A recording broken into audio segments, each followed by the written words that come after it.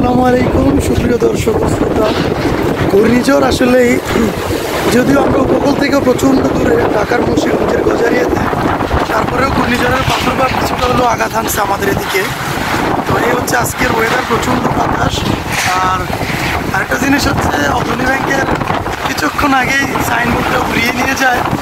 আর বাতাসের তীব্র গতি, কিছুক্ষণ আগে পর্যন্ত প্রচণ্ড বৃষ্টি ছিল, বৃষ্টি এখন অনেকটাই কম, বৃষ্টি বললেই ছিল। তবে পানি দেখুন, প্রচণ্ড পানি বেড়ে পানি মোটামুটি অনেকটাই বেড়ে গেছে তুলনামূলকভাবে। আর আকাশ একেবারেই মেঘাচ্ছন্ন। আর উপকূলীয় অঞ্চলের অবস্থা তো বলতে পারি না আসলে কী অবস্থা আমাদের।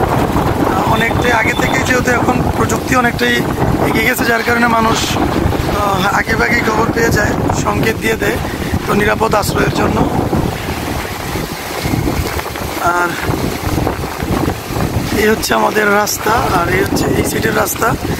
সাইনবোর্ডটা কিছুক্ষণ আগেই উড়িয়ে নিয়ে যায়।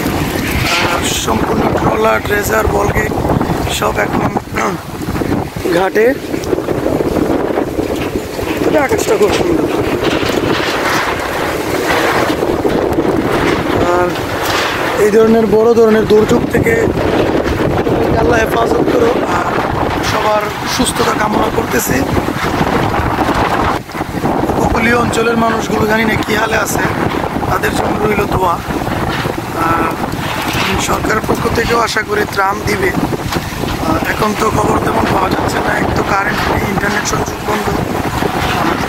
এদিকে প্রাণী প্রচুর বেড়ে গেছে, বৃষ্টি। আমরা যেহেতু ঢাকার খুব কাছে, আমাদের এখানে যা অবস্থা, বাবা খুবই কষ্টকর, কষ্টসাধক। যেখানে আছে সেফলি থাকবে আশা করি। প্রচণ্ড বাতাসের বেগ।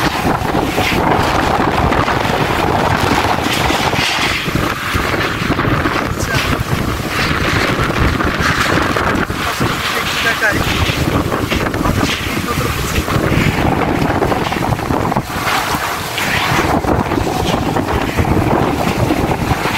সবাই যে যেখানে আছেন সুস্থ থাকবেন, ভালো থাকবেন।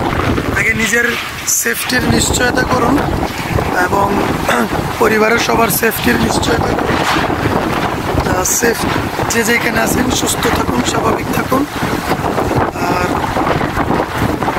আমাদের এখানকার অবস্থাও তেমন ভালো না, প্রচণ্ড বাতাস এবং ঝিরিঝিরি বৃষ্টি।